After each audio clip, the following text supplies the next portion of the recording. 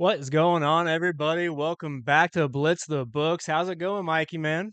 Man, glad to be back with you, Wade. Fired up about some college football playoffs, baby. Playoffs. We get Christmas comes early, man. We get the playoffs starting tomorrow, 5 days before Christmas. I'm fired up. As you can see, I got the Christmas lights dangling here. Just trying to keep it festive around here at BTB, man. That's how You we gonna turn do. them babies on or what? They got lights Yeah, that work? I think they're like slowly fading. I've had them on several hours today, so I can see if it. you I can can. They're see, actually working. Yeah, yeah, they're yeah. kind of dimming out a little bit, but hey, we're here, baby. We're here. I We're love here and it. ready. Break down every, Yeah. every playoff game here today. Let's see. My birthday's in 5 days too, so we got a big There you celebration go. coming up. Hopefully cap it off with some bowl wins. That's awesome, man. Dude, it must be nice to be 25 again, Wade. I mean, you're about to turn 25, right? And you're a Christmas Eve baby, too. I mean, it's I even more wish. special. Yeah. You're a Christmas Eve baby. That's awesome. Uh, 25 sounds good. Yeah, that's exactly Yeah. what age I Yeah. am. Yeah, That's yeah, right. yeah. No, it's been I'll good, take man. 30. Obviously, it's I would take 30. obviously it's been a couple weeks since we've been on the show. Um, Took a little Yeah. hiatus, but I don't really know why. Life got busy. Yeah. Just Obviously crazy, I man. was traveling a little bit there. That's right. It's out to Still no California. excuses. Hey, We always record when I travel, and actually that's kind of a highlight of when I travel. I like to look forward to setting out some time to record. So yeah, that was my bad on the whiff. At least last week. nah, you needed a break, brother. Everybody needs a break. This is a 365-day a year business. You got to take the breaks when you can. Highly advise it. So yeah, we can't hold that against you. Yeah, it's good to be back, and you know, it's always nice to take a little break, take a little time off, but next year we're probably not gonna be taking so many breaks. I like doing this stuff. I like keeping active, keeping it going. So this show we're gonna do a little differently. Usually Blitz the Book, we usually split it up, a couple college football bets, a couple of NFL bets from each of us. This time we're just gonna talk about the college football playoffs round one. They start tomorrow with Indiana and Notre Dame. So we're gonna jump right into it, man. We got number 10 Indiana traveling to number 7 Notre Dame. They both are 11-1 on the year. The current spread is -7 for Notre Dame. That actually opened up at -8.5, so it's come down depending on what side you like here. The money line is sitting at -280 for Notre Dame, and the total is 52.5. Strength of schedule here, we've got Notre Dame at number 64, a little bit better than Indiana's 74, according to Sagarin. Then the offensive efficiencies for both teams, Indiana was ranked third in the nation, Notre Dame 11, and defense, Indiana was 21st, while Notre Dame was number 2. Um, what you like in this game, Mike? What anything that stand out to you? Um, I think it's going to be weather dependent in this game as well. Not sure what it's going to be like in Indiana with the possible cold, maybe little snow flurries. Not really sure yet. Yeah, man, this was actually my big. I was surprised. This is my biggest disparity as far as the line versus my power ratings. I actually made this line Notre Dame 10.5, which seemed really high to me. I Oh, was kind of shocked, making sure it didn't have a flaw in the flaw there. But actually, I don't, man. With the home field edge, and really just I can't get that Indiana Ohio State game out of my head. The one time the Hoosiers step up in class, they just got throttled trying to play big boy football. I love Kurt Signetti. I respect the heck out of what he's done with Indiana, but I just think this is a big ass having to go to South Bend. Once this line went down to 7, that's what I took it. I took Fighting Irish -7.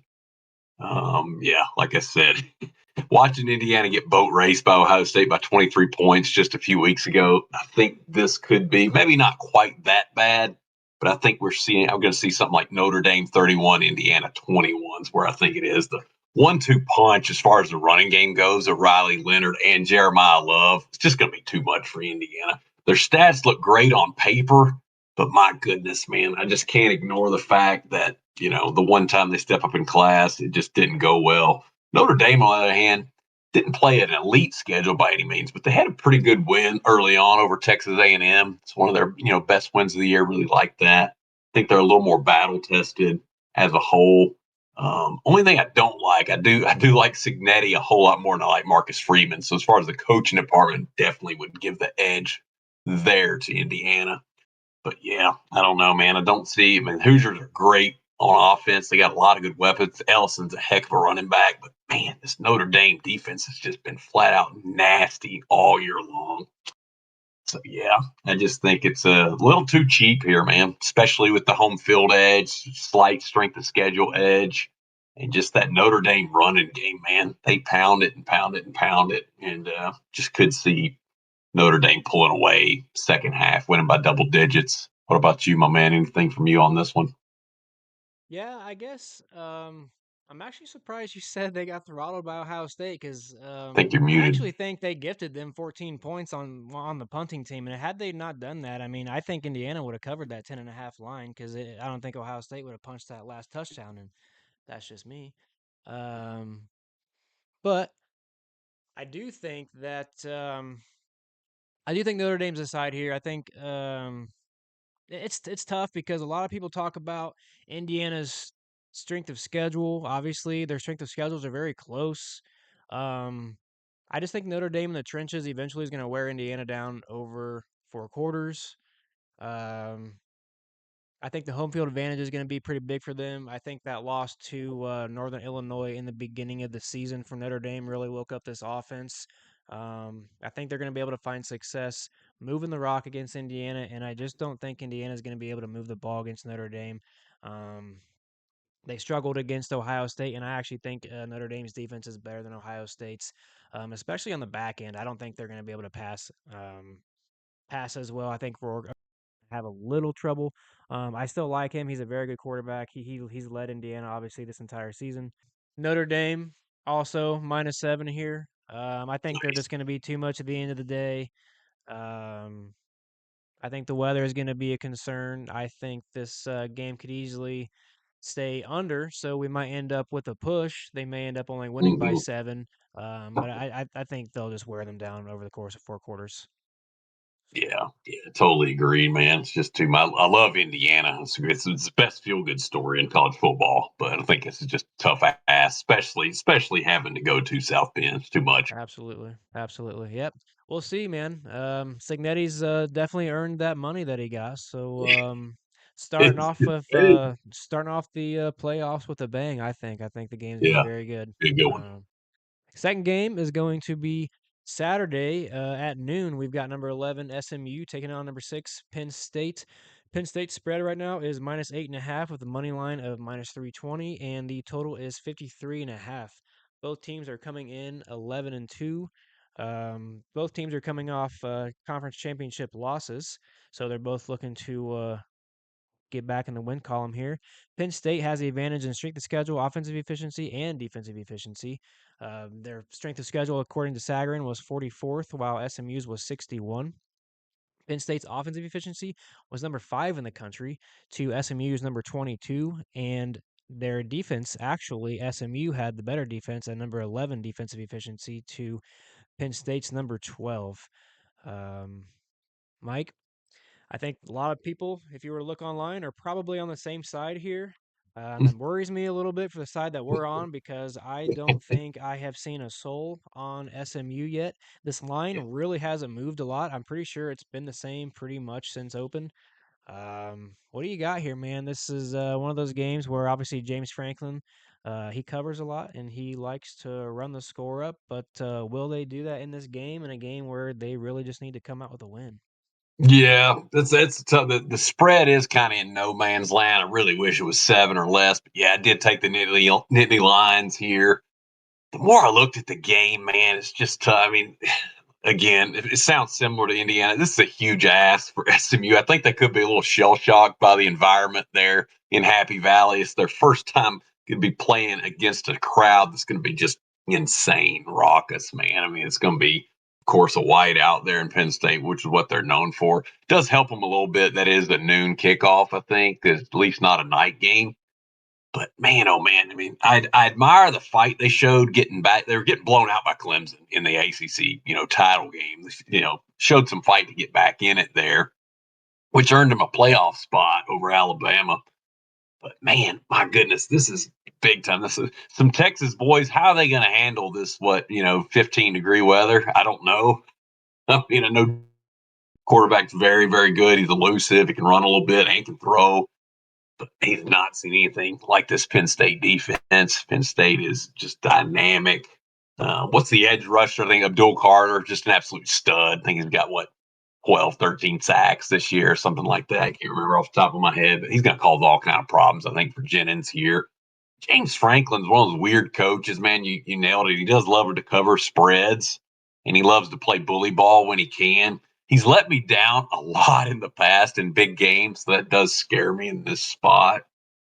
But man, oh man, I just think it's just too many edges on both sides of the ball for Penn State. Drew Aller's already talked about he's going to come back next year. I think that's just a morale boost for him, knowing that they'll have him back next year. Got to respect the fact Penn State fourth in yards per play this year, pretty dadgum good. That actually shocked me when I was first looking at it. Ninth in yards per pass, 15th in yards per rush. So just a really solid offense. Of course, they've been solid on defensive end for what better part of a decade now. So I don't know. I don't see how SMU scores enough. That's my biggest thing. I don't know how they're going to do in the environment. I don't know how. I just don't see them staying with them. I'm with you. I hate the fact that we're on quote the public side, but you got to remember, public wins sometimes too. So yeah, I laid the points, but yeah, I wish we got definitely wish we got a better price. Yeah, I'm with you here. I'm on Penn State minus 8.5 as well. I absolutely wish we would have the 7 right now because I do think SMU is live for a backdoor cover late in the game. If Penn State doesn't want to just put the foot on the throat, it's going to be a sweaty game, I think, to open up Mm-hmm. the weekend on Saturday.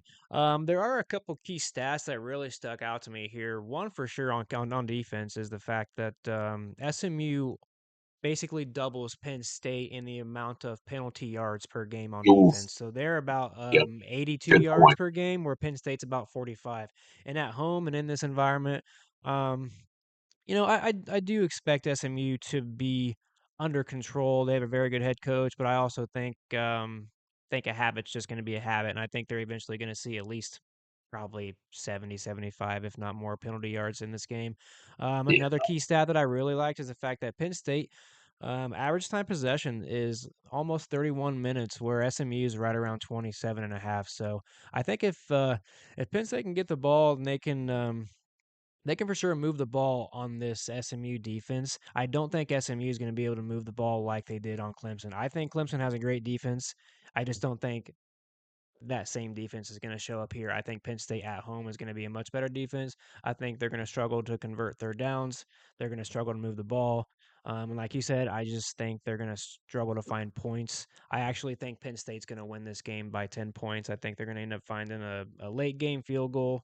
Who knows? It could be up by more than that. This could be a blowout. Um, SMU's quarterback is definitely an X factor.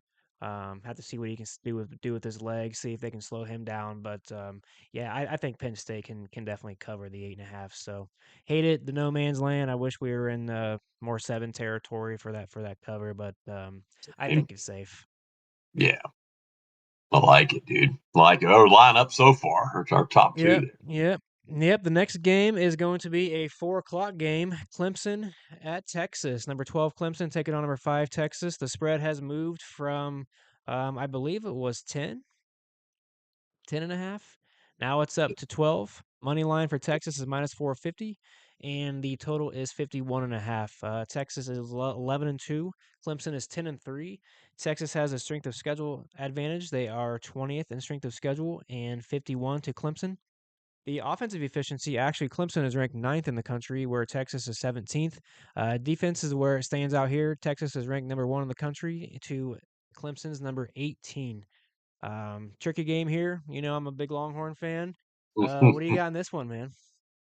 Yeah, just a lean here for me, Wade. I'm leaning Texas and laying the points, but man, oh man, I hate laying double digits.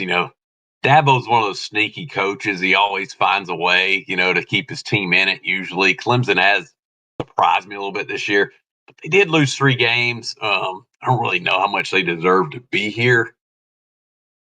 It's weird. It kind of fits up with my bounce theory. I like that Texas is off that loss in the SEC championship game. I think they'll have a chip on their shoulder, and Stark could blow them out if he's still in a foul mood. But man, oh man, it seems like a lot of points. But I almost think they've made it that high for a reason. I think the books are hoping for Clemson money. They don't want Texas money. That Texas defense is really what's impressed me this year. Lead the country both in yards per play allowed and yards per pass allowed. So as good as Cade Klubnik is, that Texas secondary is solid. Man. At the same time, Clemson's known for having a big time defense. They don't really have it this year. They haven't stopped the run all that well. Their defensive line ranks just 77th in yards per rush allowed. Texas loves to pound the rock. Sark's known as like a spread them out and fun and gun type of thing. He runs it a lot more than people realize. He got two really good talent running backs and Jadon Blue and who is it? Trey Wisner. I just call him Right. Trey. Yep. Quinn Travian, I think is his name, but both those guys are, big time 1-2 punch. Quinn Ewers, solid quarterback. I think we'll see a little more of Arch Manning here too. I think they're going to use his legs a lot more than people realize here against Clemson. So I think it's a bad matchup for Clemson. But yeah, like I said, didn't have the stones to bet it. Didn't want to lay 12 and a half. But yeah, that's where I would lean. If you have to play it, I would lay it here with the horns. But yeah, don't feel too strongly about it. Any Yeah, thoughts when from I you? saw the opening line, man, It's a lot. yeah, I don't trust this Texas offense to beat a very solid defense in points like that. Um, yeah, this is another game I think we're both just having leans. We don't have anything official on this game. Yeah. I'm actually leaning more towards the under 51.5 here. Again, I Okay. just don't trust Texas's offense to put up that many points on this Clemson defense, and I don't particularly think Clemson's going to do very much here. I think Clemson might find 17, 20 points. Um, I think the most Texas is going to probably find us 30, so that'll put us right at 50, maybe like a 30 to 20 game. Um, I don't trust Ewers. I think I saw Clemson had a plus 17 turnover margin. Ewers is definitely going to have a turnover in this game. He throws interceptions. I wouldn't be shocked if he has an interception and a fumble. To think that Texas can cover 12, I think is crazy. 10 and a half, nah, 10 maybe. Maybe that would be a push. Yeah. I don't know. Maybe Texas comes out and just steamrolls like you said. I just don't see it. Um, I think Clemson's linebackers are going to have something to say here. I think Texas is going to try to establish the run, and I think they're going to run it a lot more than passing it. Obviously, that's going to slow the game down, especially if they can't have very many explosive plays. Obviously, when you get these two good of schools, you have a really good chance of having explosive plays on both sides with these kind of athletes. But you got to remember those athletes on defense are there for a reason too, and I just don't think we're going to see that many explosives here. Um, Clemson might even try to. They're definitely not going to be able to pass the ball. I think Clemson's going to try to establish the run somehow as well. Try to find some success there. And I don't think they want to get up and down in the track meet with Texas either because they will not keep up. So I think they're going to try to play keep away. I think that's all going to. I think everything that I'm speaking of kind of points towards an under. So I Yeah. think the under is the way here to go. Um, I meant to look at the first half under, and I didn't get a chance to do that. I actually think that's a sneaky look. I think in this type of game, we're going to see more points in the second half more than the first. I think it's going to take them Yeah. a little bit of their footing to get going. Yeah. Who knows? Maybe Texas just jump out and start going from the start, but I just don't think so. I think the defenses are going to cause a little bit of problems. They're going to have to figure out how to move the ball in each defense. And I think the under in the first half and the total under is both good look in this game. Love it, dude. Never going to argue an under. Books usually shade everything a point or two. They know the public loves to bet over, especially in a playoff game. Um, that's something I've done for years in NFL. It probably would work in college too. Is taking playoff games under. Both teams are usually tight to start. Like that look on the first half under. It's a great way to play it. Take overtime out of the equation. You ain't got to be worried about getting burnt by overtime, which Yep. is always a Yep. pain when you're holding an under ticket. So yeah, good looks, Yep. man. Yeah. Thank you. Let's jump into the last game here. Possibly, I'm assuming it's the biggest game that everybody's looking forward to Yeah, watching. I Probably think the so. best matchup of the weekend. You got number 9 Mhm. Tennessee coming into Ohio State, and they're number 8. Obviously, that's shocking to some of their fans. After they lost to Michigan, they dropped out of that first round bye scenario, and now they've got to host a first round matchup and possibly the toughest one on the slate here. They are a Yeah, current spread of -7.5, money line -280, and the total is very low at 45.5. They're both 10-2. Ohio State has a slight edge strength of schedule at 50 to 55 for Tennessee. Offensive efficiency, Ohio State is number 4 in the country to Tennessee's number 29, and defense, Tennessee is number 3 to Ohio State's number 4. Clearly, we're going to have a defensive game here. yeah. Um, Supposed to be very cold temperatures, as you alluded to pre-game here before we got this recording going. What are you thinking in this game, man? This is going to be an exciting game. I really can't wait to Yeah. watch this one. Yeah, I can't wait for this one. I think this is going to be the best game. I think the other ones could be some blowouts. I think this is going to be a back and forth kind of thriller here in the freezing cold. Yeah, my lean would definitely be under 46 and a half. What I found it at. Two very good defenses. My goodness, Ohio State's second in yards per play allowed. Tennessee's fourth. Good grief. So you got both defenses are just stingy. Both of them stop the run really well. Both get after the quarterback really well. My goodness, the Buckeyes rank second in the nation sack rate. Tennessee no slouch either, a solid 28th in sack rate. So I don't think either QB, whether it's Will Howard or Nico Iamaleava, I don't think either one's going to be super comfortable because man, those edge rushers are nasty on both edges there.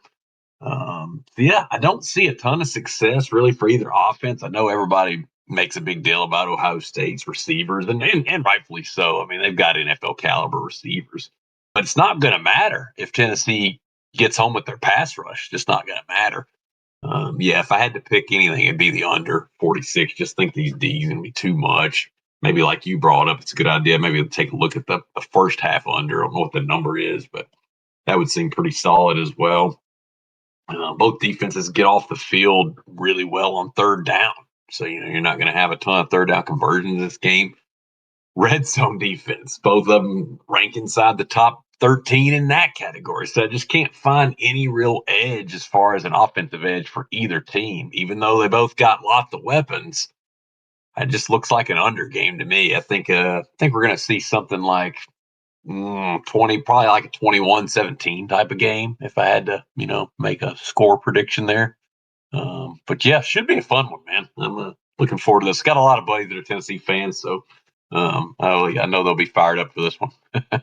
Yeah, actually, I like that score prediction. That's right in probably the ballpark where I don't think it's going to be a 17-14 type game. I do think we're going to see a little bit more scoring than that. Mm-hmm. Yeah, man, this is a tricky game to handicap. Yeah, I'm not yeah, very impressed with Will Howard, quarterback for mm-hmm. Ohio State. I know he can make some good throws. I definitely really like Ohio State's wide receiving core. I think they're probably the X factor in the game. If Tennessee can slow them down, I think the game stays close. If not, I think Ohio State can win this game by double digits. That's kind of the way I've been Yeah, feeling about this all week. Um, my looks that I wrote down in this. I do think the leans are probably Tennessee plus the yeah, 7.5. The the definitely. If you the get that hook, yeah, the play I would take, which again, this is just another lean for both of us in this game as well. First half, Tennessee +5. They only lost one first half all season. That was at home against Alabama. They lost that 7-0. Um, they're very good in the first half. I think, like we talked about, I think the defenses are gonna in this game. I think the defenses are gonna slow each other down. It's gonna take the offenses a minute to figure out how to find success moving the ball. We're probably both going to take some early deep shots. Probably both going to try to establish the run because obviously they both have really good running backs. They're going to probably try to establish the line of scrimmage, which is going to probably take some possessions away. And I think that +5 might just be too many. I think Ohio State may end up being up the lead by 3, but I can't see them being up by 7 in the first half. Even though this is the first time for Tennessee being in Ohio State, I just think this is I think the first half is going to be a really close one. I also think I don't know. I think Ohio State's team total, I think they're going to stay under 31.5, but the line is 27.5. mm-hmm. I don't know. I think 27.5 is a good line. I think that would be another play I would look at in this game, for another look if you guys were interested. But I don't know. For some reason, I think they may end up finding like 30. They're just who knows. I A think lot of this game weapons. when they get two teams like this who have that many weapons, you could find some explosive plays. They could end up scoring more than you think. But I do like your projection, which would put this under both of those. So I do think Ohio State's team total under might be a good look as well. So Yeah, yeah, unders all around in the last two games here. I think when you get two really good definitely. defenses, the offenses find it hard to move. And I obviously I do think you're always going to worry about one team in that scenario catching fire and scoring 30 or 35 points in one of those Sure. games. It's definitely possible. Um, but I Yeah, just think with the stakes at Ryan Day hand, I needs a think big defenses showing. here. Ryan Day needs a big showing. Everybody, the natives are restless there in Columbus. They're really mad that he lost to Michigan, which I get it, rightfully so. But man, really going to talk about firing a guy that's won a gazillion games for you? It just seems a little weird to me. But I don't know. That's subject for another day, I guess. I wasn't going to bring that up, but I do think that this is one of those games where if he loses, it'd be crazy to think he's out of a job, but he may be out of a job. So Isn't that nuts? And what is he like 50-4 or something at Ohio yeah, State or his fifty only and six? losses are to like Michigan and what Oregon earlier this year. So yeah, but that Uh, was it, man. We got let's go through the rundown real quick. So for Mike's picks, he's got Notre Dame -7, Penn State -8.5. He's leaning on Texas -12 and Ohio State game under 46.5. My picks, I've got Notre Dame -7, Penn State -8.5. Currently leaning Texas under game total under 51.5, and the Tennessee first half of +5. Um, it's gonna be a great first round here, man. I'm excited to get this going. We'll be back next week to break down obviously the recap of the games. Probably have a quick reaction to some of the games. I'm kind of hoping we get at least one upset. I do feel like it's gonna be a chalky first round, but you never know, man. yeah, It's college football. It is football. that's Anything can right. happen. Um, but I would like at Exactly. least one upset. Hopefully not the Longhorns, but Yeah, I I don't would think love it's to gonna see be. some upsets and get some excitement going. Um, Next round, I think we have 4 games again, so we'll be Yep, able to break down another 4 games for you guys. And appreciate everybody. Appreciate you, Mike, jumping back on here and doing this with me. no problem. Um, Hopefully this helped you guys with some of your guys' leans. If you guys catch this, and give us a like, give us a follow. Good luck on your bets. Yeah, Catch Merry y'all. Christmas, y'all. Be good. Merry Christmas. Happy holidays.